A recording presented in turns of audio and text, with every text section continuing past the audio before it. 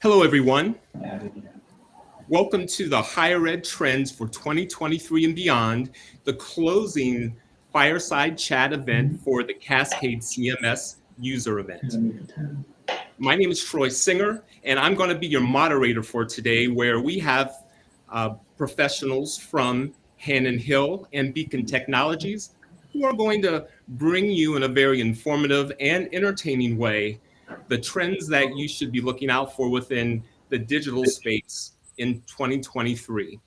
I'm going to introduce our teams, and we've agreed that we're going to do it in a quick and fun way. So I'm going to be asking each one of them their name, their role, and the most important thing, what's the most embarrassing app on your phone? We're going to start out with the team from Hannon Hill, and Kat, if you could lead the way. All right. Yeah. Hey, everybody. I'm Kathleen Jones once again. Good to see everybody virtually here. I'm the CEO at Hannon Hill, and to be honest, I don't really have any embarrassing apps on my phone, but what is embarrassing is that I have about 4 or 5 different running apps, and I don't even remember the last time I went for a run. So I'm going to go with that. Thank you, Kat. Bradley, you're up. Yeah, Bradley Wagner. I head up the product team here at Hannon Hill. Most embarrassing app left on my phone, probably Twitter these days. Haven't made the jump to Mastodon yet, so still frequenting Twitter for the last remaining days of Twitter. Thank you, Bradley. Brad. Good afternoon. I'm Brad Kasmer. I manage the professional services team at Hannon Hill. Also, I don't have any embarrassing apps on my phone because my kids use my phone from time to time, but I am embarrassed that I'm still running an iPhone 6 and I need to update that. That answer counts. Thank you very much. And for the team from Beacon Technologies, Christy, please introduce us. Good afternoon. I'm Christy Phillips. I'm the VP of Project Management here at Beacon. And I don't have any embarrassing apps. I think the one app I would pick out is Starbucks. And it's not that it's embarrassing. It's just the amount of money I spend at Starbucks is embarrassing. I think a lot of us fall into that category. So thank you. You're welcome. Next, Kiana. All right. Hi, I'm Kiana Massey. I'm the VP of UX Design and Development at Beacon, and I don't have an embarrassing app on my phone that I could say.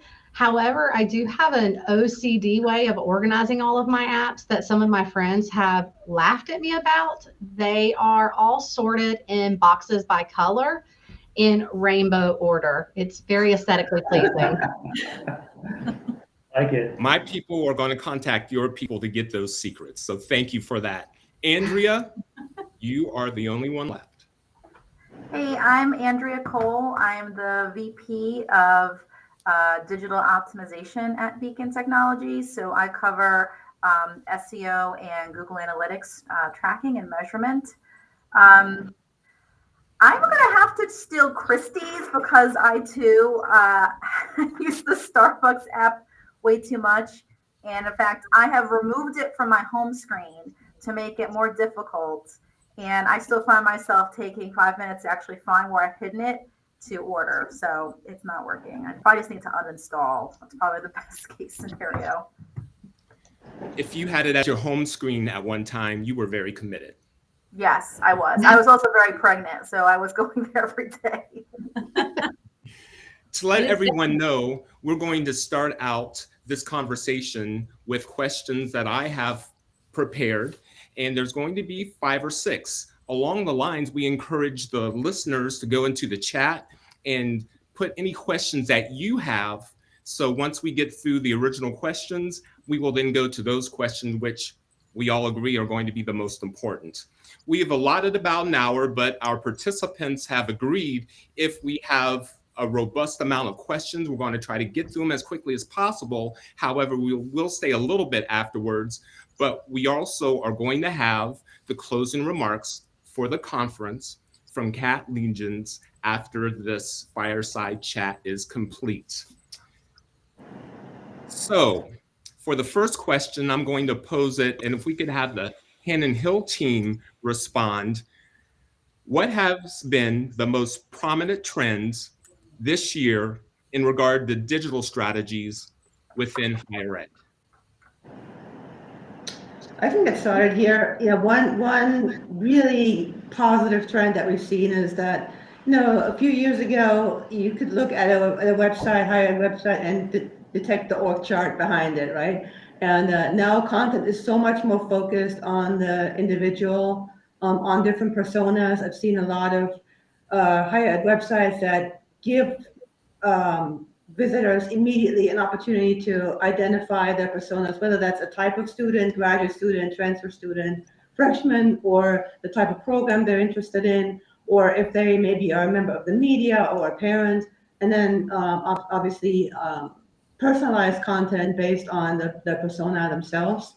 But then really quickly, because I'm so inspired by this conference, and Southern Utah University won the award for their program finder, and the last two presentations talked about program pages and program finders.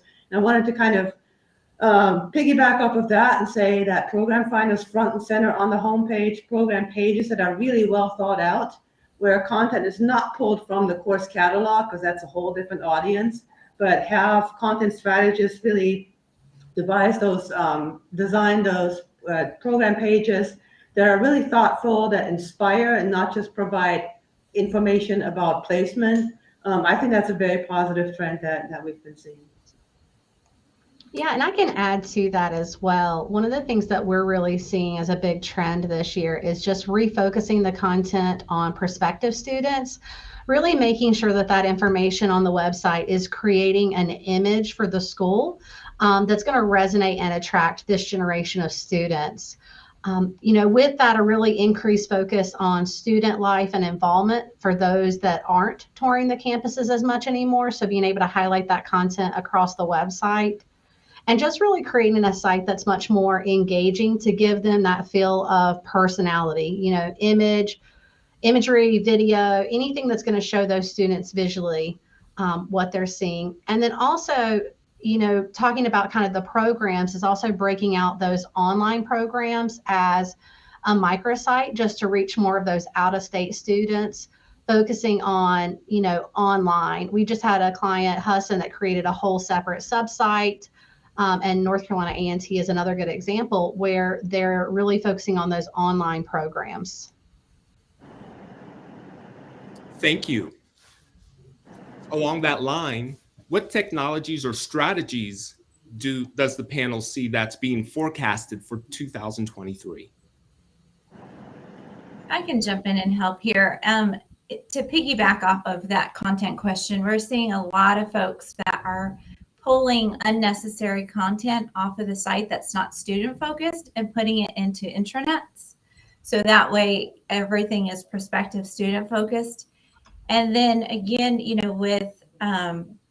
with staff decreasing across colleges and universities, everybody wants things that are automated and more dynamic. So we're seeing a lot of third-party integrations and tools, faculty directories that are fed in by XML feeds, and just, dynamically driven content, easier ways for people to update their content and make their site as streamlined as possible. We also see people integrating, giving students more information with real-time data about career outcomes and what they can expect to make when they get out of, a different program. So just, upping the maintenance process, and then also from a just a strategic perspective, as a vendor helping our clients with support packages because they do have higher turnover and they need the help keeping their websites up to date. Thank you, Christy. Is there anyone from the Hannon Hill side that has a thought on that? We talked a lot about artificial intelligence. Brad, I don't know if you want to chime in here. That's kind of your Well, cup of sure. tea. Yeah, it's so with technology in higher ed, there's there's the near-term future and the long-term future. I think for the near-term future, a lot of times what we see is that things that that have already been adopted in the commercial sector tend to fall into the higher ed sector, a few years later. And one of the things that's already happening in the commercial sector is rudimentary AI to provide an even smarter personalization type of service. And so I'm not talking about something as sophisticated as ChatGPT, which I'm sure has been brought up in one of the presentations, but something much simpler. Think of AI just as automated decision making based on a large pile of data. And give a scenario that maybe a little bit more complex than just like the old-fashioned A/B tests. So, for example, with a testimonial, everybody here knows that testimonials provide value to students, right? So, but how do you decide which testimonial to show to a prospect? Do you decide based on zip code, or do you decide it based on their projected major, or by their student category, like is this an adult learner or is this military? So what AI to do is to actually gather data, and then self-optimize. So for example, you start out doing it by zip code. You might find that people who don't live in the same state as the school might find value in the testimonials from people from their area because they're from further away. Whereas in the same or nearby zip code as a school, you might find that people from the same zip code would provide as valuable of testimonials as as for the state student. In that case, maybe something like major or career prospects, something like that might be more valuable because they're already familiar with the school because they live nearby. It's AI that allows you to experiment and and then start skewing what you're showing to validate the assumptions. So you would start out just doing it entirely by zip code, tracking the clicks to see how often a testimonial is clicked on, and then when you see 70% to 30% of people in this particular demographic start preferring this, then you start showing more testimonials of that type and fewer that don't match.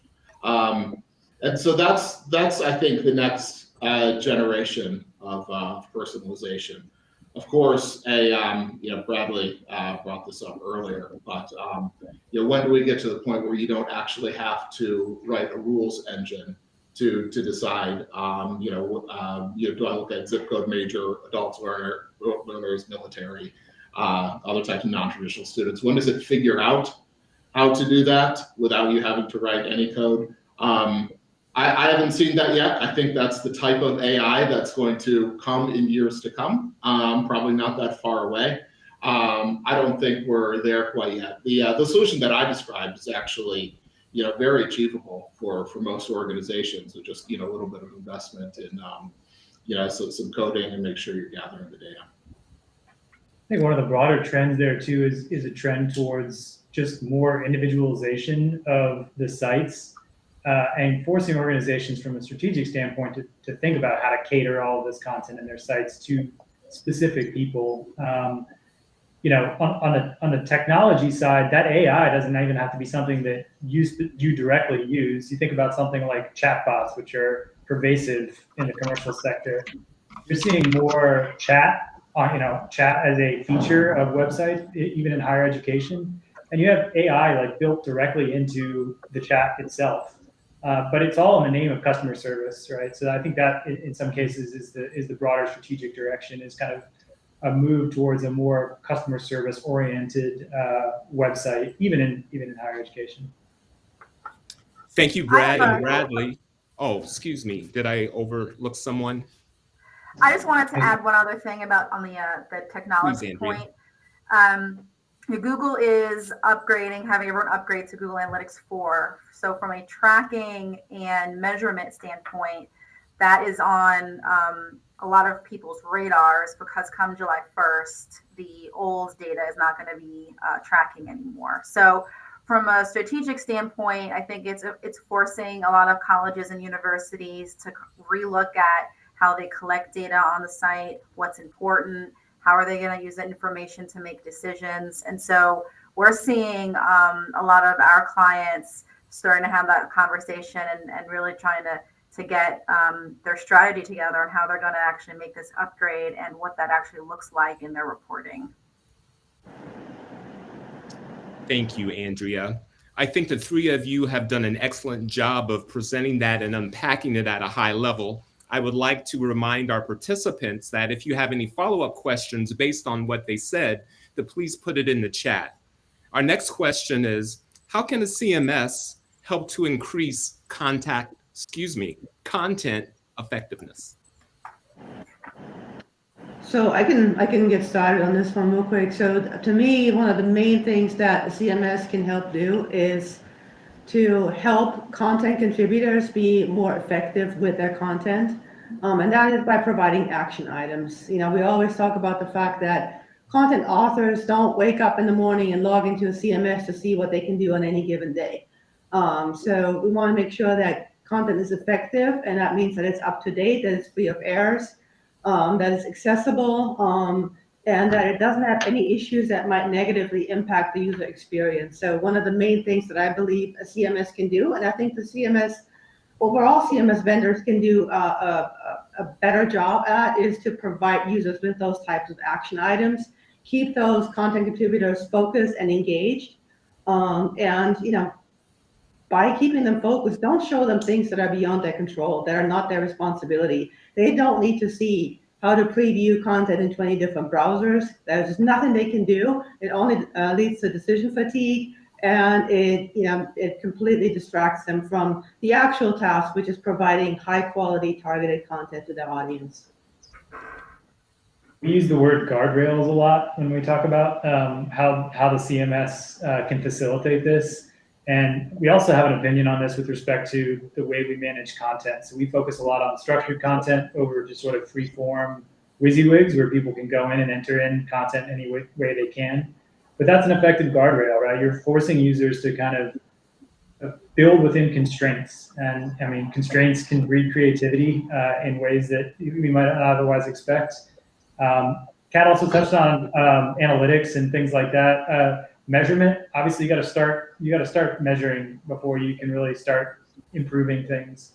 And so whether that's using analytics and overlaying that into the CMS or using third-party tools, that's a huge opportunity to be able to improve content. Absolutely. I think also, keeping your terminology simple and easy to understand. A lot of colleges and universities want to use their terminology when that terminology isn't geared towards prospective students. So keeping that, thinking like a prospective student and keeping that terminology in mind, keeping it consistent, staying on brand with, voice and tone, and just creating a well-governed, workflow process helps as well. Yeah. Oh, go ahead. And that kind of ties into what Bradley and Christy said. Putting those guardrails in place, locking down the branding, I think is really, really important for a consistent experience. And more importantly, it really forces your content authors to not rely on styling to convey meaning. And we see this a lot, where it's all about, make this look real fancy and rearrange these types of things and make it look a little bit differently. But you really run the risk of just relying too much on the actual styling instead of just focusing on the content itself. Yeah, and with respect to branding too, I mean, one of the things that we've been encouraging people to do, and maybe this is like a little bit of a negative trend that we've seen recently, is solicit a lot of different viewpoints when it comes to the content on the site, but then curate, right? So, and this is where the CMS can be really effective, is in allowing a lot of people to contribute, but then having lightweight review processes and content checks in place to ensure that they're doing so within the brand guidelines. I think one of the maybe negative trends that we've seen of late is really almost a narrowing of viewpoints to where you're only getting one or two people that are actually writing for the web. And yes, we need people that are intentional about writing for the web, but we also need that information to be coming from a broader array of people on campus. And I think that's where CMS can really shine. Absolutely. And also, you know, a lot of what we hear in our strategy and focus group sessions is, you know, keep the homepage simple. You know, people tend to clutter it up with too much content, and folks want to get to things as quickly as possible. So just, you know, focusing in on that. And then imagery is also key. You know, people want to connect, students want to connect with what they see on the website. And we hear a lot of, well, I go to this college and I go to this university and I look at their website and it's stock photography, and that I just can't relate to that. That's not me and it's not achievable. And so then they get discouraged and they move on. So, you know, really showing kind of hands-on learning what the college or university has to offer and making it relatable and easy to understand is going to keep those visitors hanging around. Yeah, absolutely. Thank you, Christy. I think that leads to this next question. What are the main considerations for higher education when it comes to increasing the effectiveness of the web content? Yeah, and I can speak to that one. So, and Christy already touched on this a little bit. Voice and language. This is a really big one that we notice a lot during our content audits, and that we've heard often on our focus groups as well. Many sites are just written using overly formal and academic language that is potentially off-putting to student readers. These sites use really high-level academic jargon, and that just doesn't have really that significance for potential students to really engage with it. So, you know, we see many sites that are also speaking at and about the students rather than just to them. Things like, you know, students at school study rather than you will study. So just being able to kind of, you know, address that terminology to where you're giving that more personal connection to those students. And as we've been talking about personalization, you know, really changing how you address those students is going to create that more welcoming environment that I think students these days are really looking for. Next, you know, be selective about what info you share. This is mentioned probably in every single strategy phase that we have about content is, you know, that comment. We just have too much content on our site. And this really can't be stressed enough that you do not have to put everything onto your website, especially not your high traffic pages. You know, really focus on info that is going to be relevant to your target audiences, prospective students, and present it in a more marketing focused manner. And similar to that, it's really important for schools to recognize that the sites need to be more marketing tools first and information depository second. You know, or not at all if you also have an intranet that you can really store a lot of that internal information on. So those are, you know, some really critical areas that we've seen for effectiveness around web content. And then also just, you know, an increase in, you know, SEO awareness and your advertising and driving your users to the content that they're really looking for, making sure that the search content is relevant, that you don't have a lot of outdated content on the website. You know, because if they're searching in, you're finding information from 2013 because that's been archived in your search, but it has a higher ranking, then you're not directing them to the content they're looking for, and they're going to most likely move on and not reach out to find the information that they really need. So just, you know, really focusing on cleaning up the content and making sure that that voice is really speaking to the audience that you're talking to. Yeah, I definitely agree with all of those points. And to Bradley's point from earlier, definitely increase the number of contributors just to allow for more diversity of voice and diversity of content. It's all about storytelling, as you know, it was pointed out before. Storytelling is marketing. Allow students and faculty maybe to even have their own pages and sometimes even their own blogs or podcasts. I think that's going to be really important just to show the diversity. Different people are going to connect with different staff members and faculty or other students. So I think that's really important.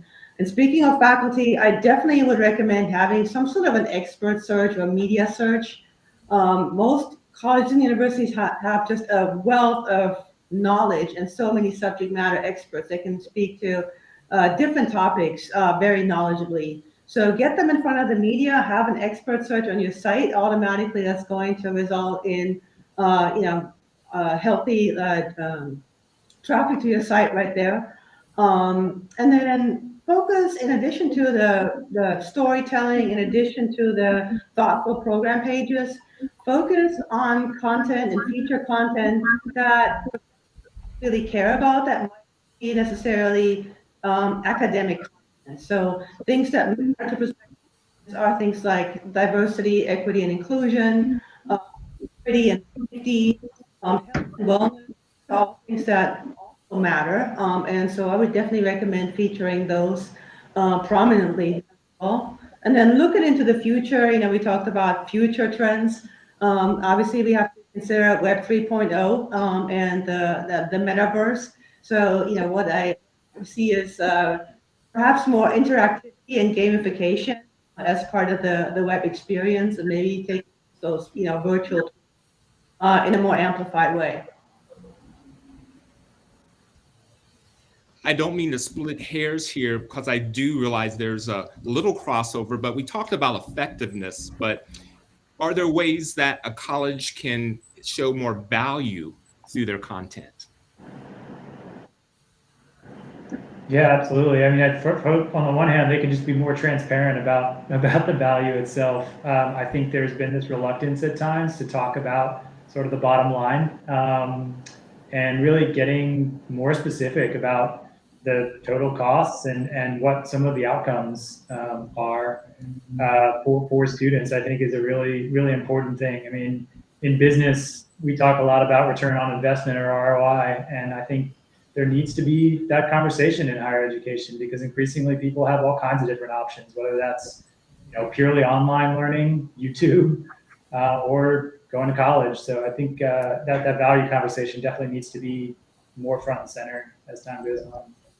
Yeah, I agree too. And, just really emphasizing on those differentiators. So, as more schools are really utilizing the web as that key marketing and recruiting tool, it's really important that school sites also emphasize what makes them special and what kind of makes that unique experience for students. And this is beyond just, facts and figures about the school. Those are really good to include, but you also should really dig into the school's culture and the experience that it's going to create for students. Like, where do the students hang out? What do they do when they're not in class? What are those unique traditions that set them apart from other schools? And include all of this so students can really feel connected to the school even before they start or before they even visit on campus. Because many users, they're not coming on campus for tours where they're getting that personal touch. So being able to show that, especially if you're competing for students across many states, is going to give them that extra value add. And then also just shift perspective. It really helps for no one to pretend that your school is something that it's not. So don't pretend to be. Just really present yourself in this as what you are. So, for example, you can rebrand some of what you consider maybe downsides as strengths. And this is going to create that much stronger trust in your brand. So, we oftentimes see that, there's not maybe much of a campus life where you're at. Maybe most of your students are commuters or they're online. and that's not a problem. You can just really focus then on dedication to meeting those students where they are and adapting to help students find a balance between their studies and other responsibilities, for example, but really highlight those as benefits to your students, because that's going to help target the audiences that you're really looking for.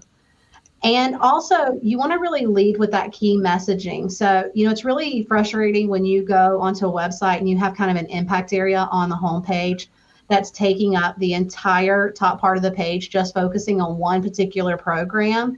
So you really want that big picture messaging about the school not to be very buried down in the content or far down on the page. This goes back to really remembering that your website is a marketing tool primarily for prospective students and not just an information resource for current students. So we really want to tell the story early on to really show that personality and capture the audience. And then lastly, I'll just say, to really, show more value and effectiveness around your content, create some engagement with social media. It's a really great way to speak with students, as long as the school remembers that, this is a place for marketing messages. You can have a dedicated resource ready to respond to student comments and questions. If you are going to use social media marketing, it really is a full commitment and an all-in effort. It just can't be an afterthought. But if it is really engaging, we've seen that our clients that have a really engaging social media and feed that into their homepage or into some of their department pages, it really helps to create that fresh content on the website and also really promote that student life, academic successes, and Bradley was pointing out, what is the return on investment? You can show testimonials there or alumni successes or students in their career after graduation.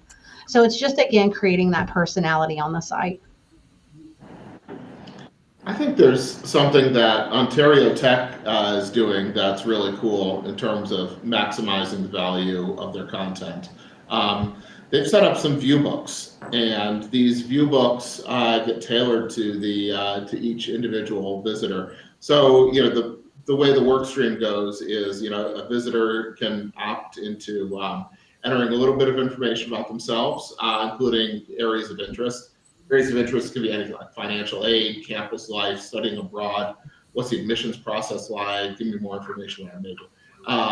So the visitor tells them what they're interested in, and then they're presented with a view book. So the view book is really just a microsite, but the content is assembled on the fly, and they have a handful of these microsites already built out, and then they get further customized by the check boxes that got checked. But it's a great way to make sure that your visitors are seeing the content that's most important to them and allowing them to drive the decision too. So they can go back and change their preferences if they want to see something else. But if there's something that's really important to them, this is an easy way to highlight that valuable content. Thank you, Brad. And there were a couple of, I would say, I felt compelled to say amen as you went through some of those things. We certainly appreciate it. I also want to remind our participants that we don't have leaders like this from these organizations together that much. So please take advantage and ask the questions if you're thinking it. I'm sure someone else is thinking it. I want to thank Debbie Nichols, who did raise a question, and she said she would love to have a resource page where program page layouts made in Cascade are linked to, that are linked to, and then other key items that are in demand. A place where we can connect to other Cascade campuses for ideas and resources. So I'll ask our panel if we can respond to Debbie's inquiry. I think that would be an amazing topic for our monthly meeting with our Cascade user group. So we're going to convey that to our customer success team. We certainly can we can compile a list of program pages that are powered in Cascade and kind of share that information. But to really foster the community and have that discussion, I think that could easily be one of our upcoming topics in our monthly user group, where a lot of our users can get together and we can exchange some ideas. Yeah, I will definitely convey that to the customer success team. Thank you for that suggestion, Debbie. Are there any other responses? Another question we have is, how often are chatbots utilized by users on collegiate websites? This is a good question. I wish we had statistics on. I don't know if anybody has any to share. I know from my standpoint, I use them all the time when I'm on websites of various kinds. So I don't know that we have exact numbers on that, but I would hope a decent amount. I mean, particularly in the age of kind of instantaneous customer service, I would hope a lot. I kind of almost think of them too like the internal site search, where it's not used a ton. Like the typical internal site search is like 5 to 8% of users. So chat is probably somewhere in the low range of that percent. But what's interesting is that even though it's a low percent of users, the likelihood of that user to convert or continue on in the admission cycle is extremely high. So even if that number is low, you're catering to a very interested party. And so, chatbots and chat just really usually being pretty cost effective, it does make sense to have that on sites where they're missing right now, because they are becoming basically a standard similar to how internal site search functions. Yeah, and to piggyback off of that, Andrea, I know for a lot of our clients, we're not seeing them on the full site, but we are seeing them specifically under admissions. And so we're getting a lot of requests, and it's a trend that's picking up to install them under admissions or, under academics, in those two places where, people generally have a lot of questions once they get to that point. Yeah. So I can't speak to how often or how much they're utilized, but I could estimate that, from what I've seen, about 10 to 20% of university sites have them. So so start from there. But yeah, again, like how often does a visitor actually use that tool? We don't have that data. That would probably have to come from, well, somebody in the audience might actually know that. But I don't. I like what Andrea said though too, where there's just a really high signal to noise ratio there. Whereas you may have tens of thousands, hundreds of thousands of visitors coming to your site every month, but the number of people that are actually then interacting with that chatbot, that's expressing a level of intent that should definitely be noticed and taken advantage of. But yeah, I would love to hear if anybody from the audience has any anecdotes on that, how often they see their own chatbots being used on their site. We have a question from Russell. What is the best practice regarding displaying archived content, such as showing past year's members on a student government, staff, Senate, or faculty Senate sites? Yeah, and I've worked with this a little bit as I've worked through content audits and content migrations.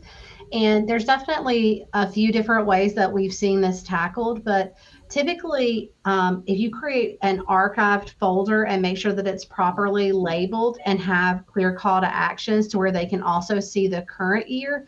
So if they do kind of get trapped in that like 2013 list, they can very easily go to the current list if that's really what they were looking for from the search.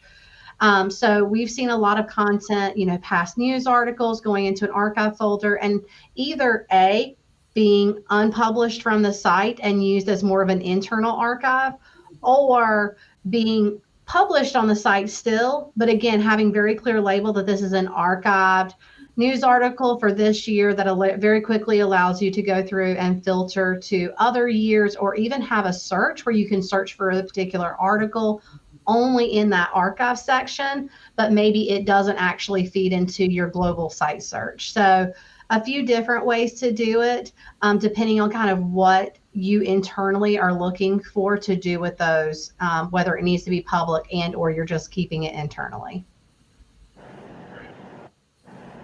Thank you.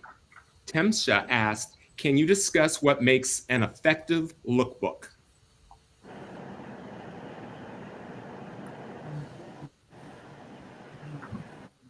I can kind of speak to that a little bit. I haven't worked a lot with lookbooks. And you might have to elaborate for me. Are you talking about more of a digital lookbook where you're integrating in like a PDF lookbook, or just digital and having those as content pages on your site?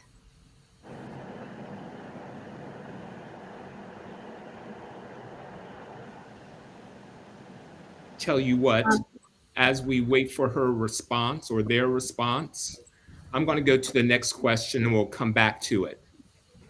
Do you have advice on how to create buy-in from C-suite and director level staff on letting marketing communication professionals polish their content and develop IA and design to enhance UX, particularly those who have strong feelings around their, and it was cut off. Oh, particularly those who have strong feelings around their pocket of the school having a special fancy look and use certain terminology that makes a lot of sense to them, but likely not to prospective students.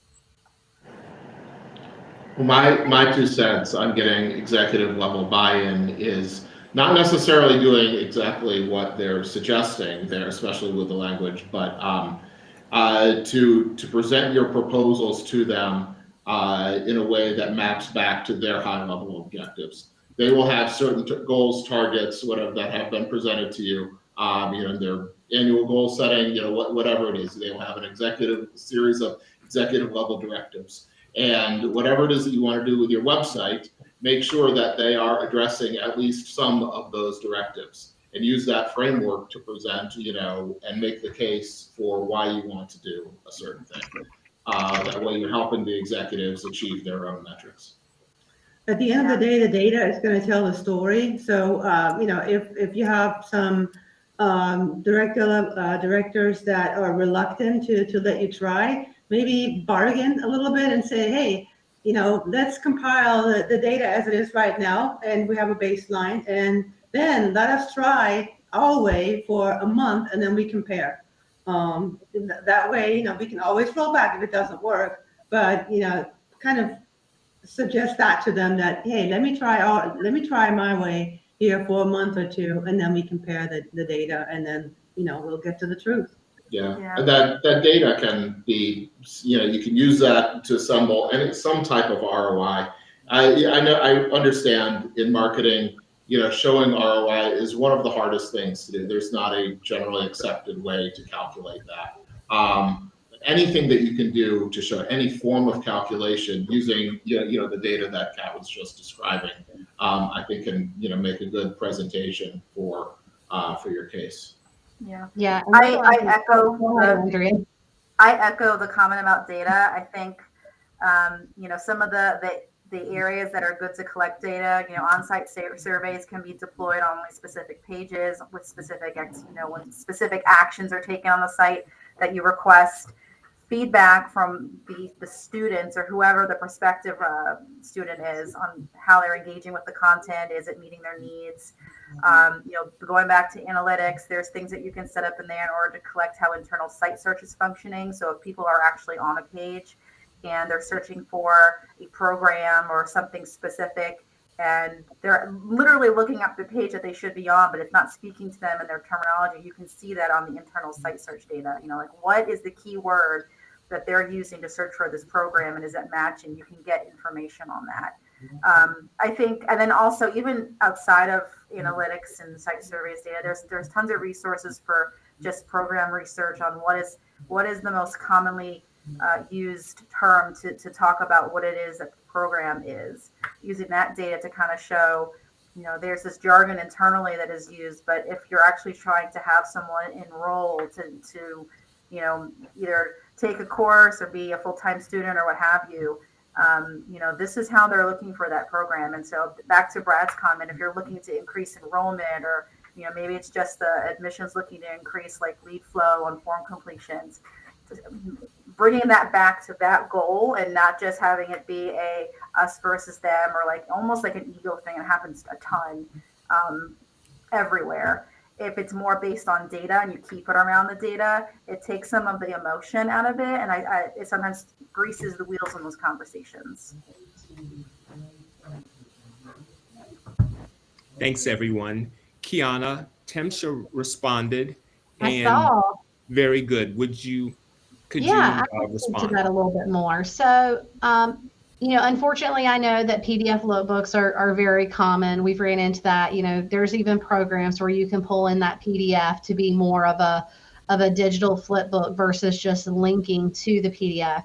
But one thing that I think, if you're really looking at pulling that into the website and having content that's going to be optimized, following your brand and creating specific content pages, so that that is coming up in your search and linkable. Some of the things that we could look at for that is, focusing on creating a landing page or even maybe a microsite around your lookbook that can be updated more frequently than your print version. And it can be much more engaging, where you're focusing on the student interest, incorporating in the student testimonials. Those could even be video or specifically audio content. And then just utilizing some degree of, interactivity, to where you're really bringing that lookbook to be, more motion oriented. You're highlighting specific programs and creating a microsite or landing page that's engaging. And then they could still download that digital PDF, but they're getting a lot of that content that you're trying to highlight in that lookbook directly on a landing page. Thank you. And I thank the panel for responding to the questions that have been offered. I would like to ask, what advice would you give colleges and universities with regard to prioritizing projects? I can take that one. So I think we've talked a lot about ROI, and I think that goes back to, there's a tendency in higher education to be too altruistic and not think of it as a business. And when you kind of reframe how you're looking at it and start thinking of it as a business, priorities and the things that are important in terms of increasing enrollment become a lot clearer. I think that also helps refine, like going back to the conversation about providing value. What is your unique selling proposition? What is the value? Whenever when you're buying something online or in store, you start thinking about, like, what is the company I'm buying from? What does their brand stand for? What is their history? And does it align with who I am as a person? And then if I go ahead and I move forward with the exchange of money, and what am I getting in return? And in higher education, you can go as far as talking about a return, not just on that money when it comes to hiring, but the support that you're giving those students once they're graduated on finding a job placement or continuing their journey. You got to think of it, though, as it is an exchange of money. It's not, people are not going to school in order to just go to school. They're going to there for a reason. And so, again, going back to thinking of higher education as a business and not just higher education for the sake of a higher education, I think helps realign priorities, and the main priorities of what needs to actually happen become a lot clearer. Thank you. Does anyone else have anything to add? Kind of an extension to that, but thinking about the people, the students on the other end of that as buyers of a product, and how are you creating an experience that mimics in some ways the convenience and what they get in a more kind of commercial setting. And not to say that we're trying to make the experience of browsing a higher education website like going to Amazon, but there are lessons to be learned from that in terms of engagement and how to get people to navigate to subsequent content and leverage analytics to really focus on what's most important. I think a narrowing of focus too. I mean, we talked a little bit today in different questions about who the website is for. And I think in some ways that can really help clarify the priorities, because if the website is primarily for prospective students, there's a lot of other considerations that you can kind of put aside. And particular voices that, they may need a space on an intranet or a portal or something like that, but they don't necessarily need a space on the website itself. So just really thinking about who the intended audience is and letting that guide the decision making on what you decide to focus on, particularly also with the resource limitations that so many organizations have right now. So things like analytics and metrics can really help make the case for investment and help make decisions about, do we focus on this project or this project?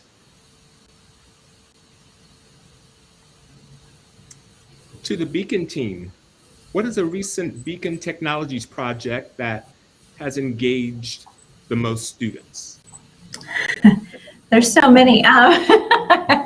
Kiana, do you want me to start and you can jump in?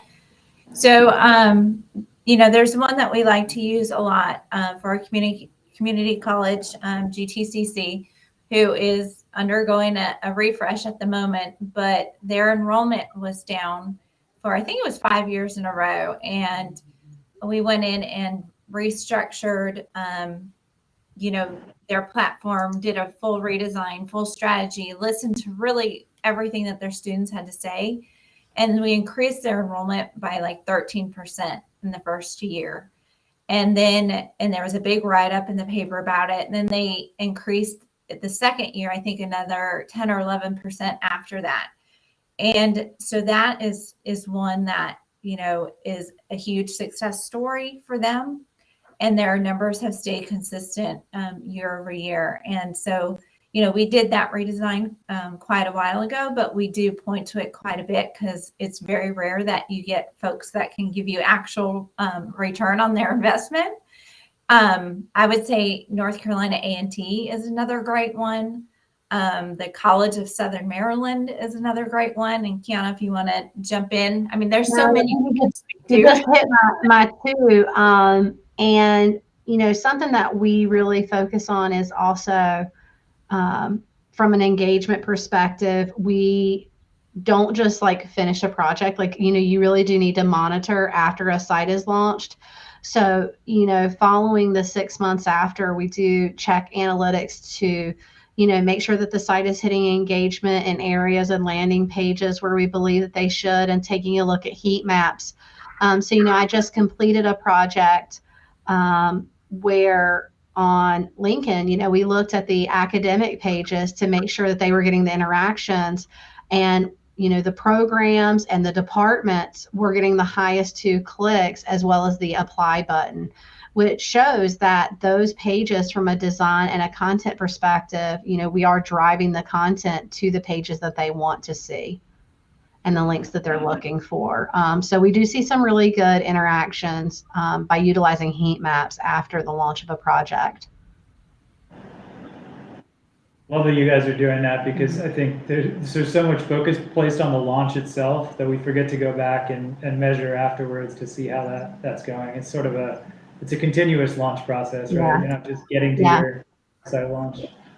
Yeah, we call it web health management, but your site launch is not the end of your project. It is an ongoing, thing that needs to be followed up on for accessibility and SEO and user testing, because you may think that something is going to work right in the design phase, or also have strong opinions, but after the launch, it may not work as intended. So it's always really good to keep that, monthly monitoring on your website, even after launch, to make sure that your students are engaging. Which heat map tool do we prefer? Sorry, I just read that comment pop in. We use Lucky Orange and Hotjar.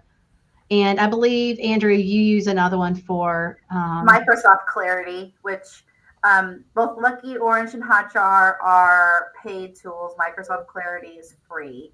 So it just kind of depends on what you're really looking for. Microsoft Clarity will do a lot of what you'd look for a heat map. Lucky Orange and Hotjar also do things like on-site surveys and some other extra bells and whistles. But for a lot of our digital marketing clients, Microsoft Clarity does more than enough to get what we need. We have time for 1 or 2 more questions from our participant, or excuse me, from the audience, we'll say. My final question is, might be the most difficult one. What are some things colleges should stop doing? Trying to said lightly. I was going to say, Stop putting everything in PDFs. Don't load just tons and tons of content in PDFs onto the website.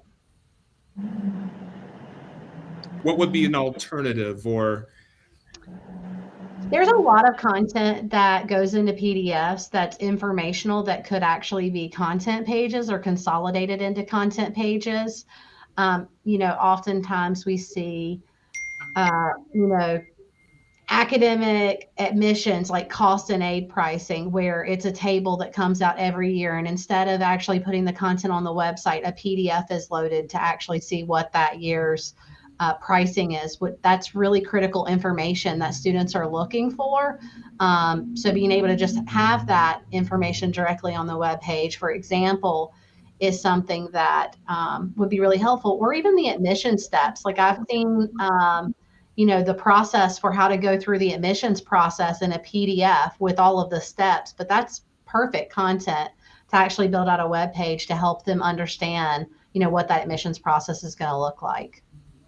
I think another thing too, Kiana, that we hear a lot, especially in our discovery and strategy phase of a project, is a lot of folks will say, well, what are you looking to do with your website? And they give us all these examples of what everybody else is doing, right? And they want to do what everybody else is doing, but they're afraid to be unique. And I think that uniqueness is what makes them stand out. So, don't worry about what everybody else is doing, and do what works for your college and your university.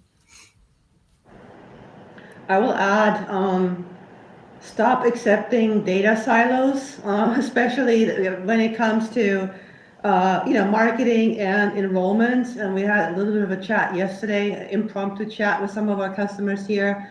And we totally understand that that's a major challenge. A lot of the marketing teams do amazing work. They put a lot of thought into their websites, into their content, their design. And yeah, they're being gold on the visits and the web traffic. But at the end of the day, it comes down to, did those efforts actually result in enrolled students?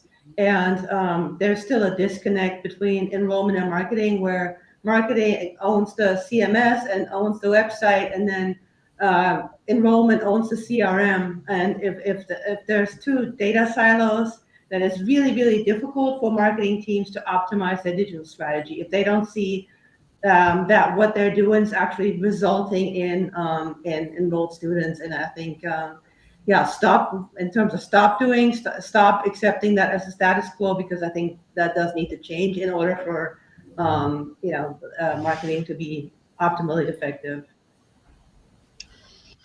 One of my big stop doing is, stock photography is fine in some cases, but if your entire website is nothing but stock photos, it is very noticeable to users.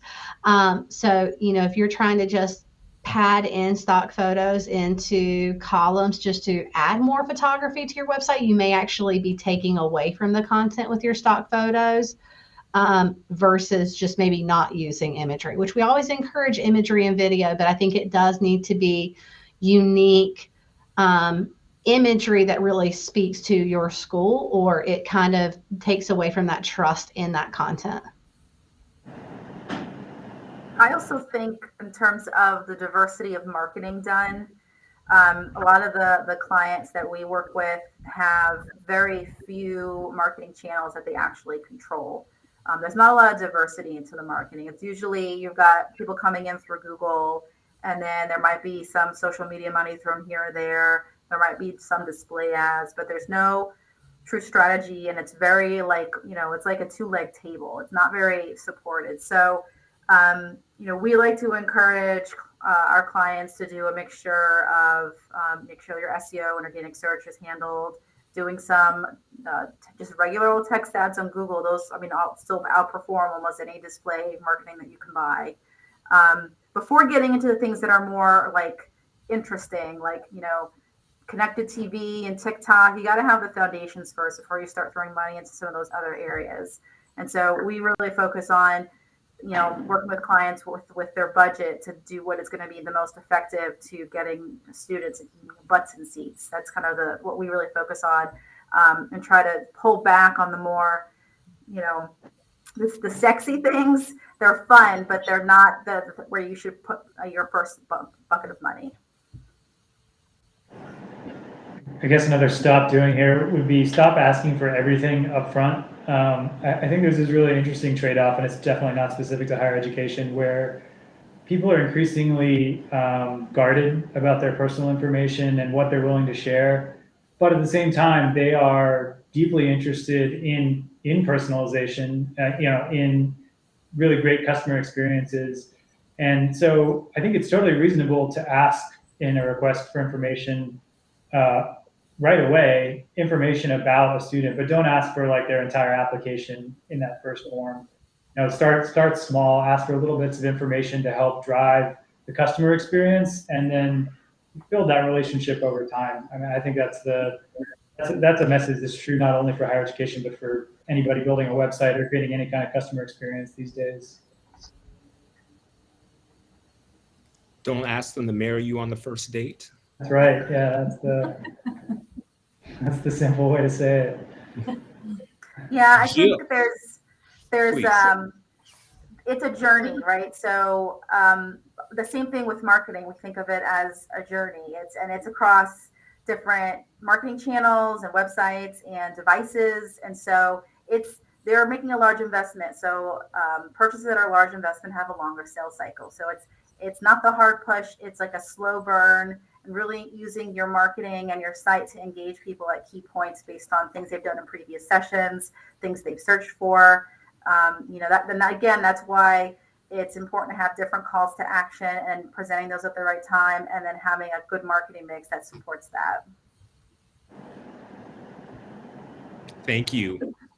Jill is asking, how does everyone balance the program marketing versus the academic program details? And she gives an example of the typical marketing wants it to be attractive, but then academics wants the information out there that might not be as user, or should I say, enrollment friendly.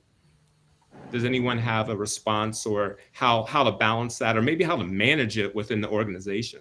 I literally had this conversation today with a client who doesn't have any program pages on their website at the moment, and they want to just implement course catalog. And, prospective students go to a site and they don't want to see the course catalog. They want to see what that program has to offer. If it's nursing, if it's, technology, they want to see the program. They want to see hands-on learning, and they want to know more about that program. And then if they're interested, on that page, you can link over to the course catalog so they can see what that looks like. But you want to have the pretty marketing, prospective student friendly page, especially if you're doing any sort of SEO or paid advertising. You need a place to drive those folks as well. And driving them to the course catalog is going to turn them off. So we always say, lead with the marketing page and then link over to the course catalog detail if folks want to go that deep. Yeah, and I think one thing that's really important too is that when you are going through the strategy and developing those, academic pages, is also creating kind of that clear communication explanation of why you're making these marketing decisions. You're changing the perception of the website, as we said, from more of an information dumping ground to a marketing tool. You can also look at really leaning into your governance once you have that policy in place of like, here's the purpose of our academic pages, here's how we're going to present that content, and here's the consistency that we want across all of our academic pages, so that as they bounce through different academic areas, they're not getting one that may just be a catalog dump of information, and another one that's more of a marketing focused page. So you can really use your governance and then the workflow process that's offered in Cascade CMS to, help make sure that those pages allow the academic team to put the content that they want, have it go through a workflow process for review, so that the marketing team can really make sure that those well-defined areas for marketing that are going to engage users are also on there. And then, like Christy said, and then of course provide the link to the catalog, but make sure that those explanations of outcomes, career outcomes, that return on investment for the students of what they're going to get after graduation is present on those academic pages. Thank you. I think this will be the last question, although I've been reading through some of the responses and some of the conversation through chat and everyone helping out each other. I encourage people to continue to put the responses in there and to view it. But my last question to the panel is, what is the best place to serve large images? An example is marketing includes Zoom background files that are 25 megabytes on Cascade. So the service that we try to get clients on is called Fastly. It's a content delivery network and image optimizer. We focus on site performance heavily, and usually images are the biggest offender that is affecting your site performance, like how fast your site is. And so the easiest solution, well, if you've got budget, which is always the crux of the issue, but is moving into a content delivery network and that has an image optimization feature so that you can both, cache and pull things quickly, but then also optimize according to the right file size and the file type. For higher education website with the number of content owners and image files that get posted, that's probably the best way to go. The other option is just a good old manual process of just condensing things down there too large. Yeah, that workflow, the governance and workflow, really, if you have the ability to have someone dedicated on staff just to review those pages and take a look at those, and then also just limiting the file size that can be uploaded. That's also another way. And we like to put helpful text too within the areas where they're uploading images to recommend file size, what the image ratio needs to be, just as a reminder, not that it's always paid attention to, but as just a continued reminder that that's what the expectation is. We want to thank the panelists for a robust and wonderful conversation in response to the questions. My assumption is if anyone wanted to contact any of you, they would have direct ways to do so, or heck, maybe either through LinkedIn or through Googling your names. I had to do some of that in preparation for this and found it very easy to Google each and every one of you. My name, again, is Troy Singer, and I was honored to be your moderator. I like to say I have a podcast called the Higher Ed Marketer Podcast and would love for you to check that out. At this time, we're going to ask Kat Legions to offer closing remarks to this year's Cascade User Conference.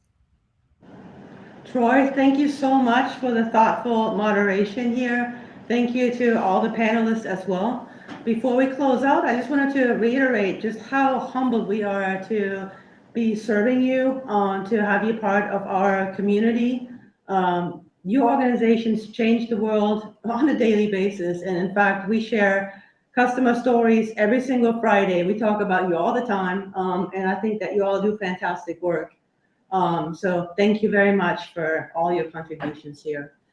So that wraps up the 16th Cascade User Conference. For some of you, 3 days of fun. For some of you, 2 days. We definitely had a blast, and we learned a lot from you. So thank you very much for that. I hope the experience was mutual. Like if you want to get in touch with us, you can find us on the attendee list in the WebEx app. And please send us an email. Otherwise, I think you know where to find us. Again, thank you for all of your very thoughtful questions, for being engaged throughout the entire event. And thank you to our sponsors and partners, Beacon Technologies and StayMates. Really appreciate your support. And of course, thank you to my amazing Hand and Hill team. You all are awesome. Thank you, Chris, for organizing everything. And we hope to see everybody soon. And we're going to go and celebrate a little bit. Take care.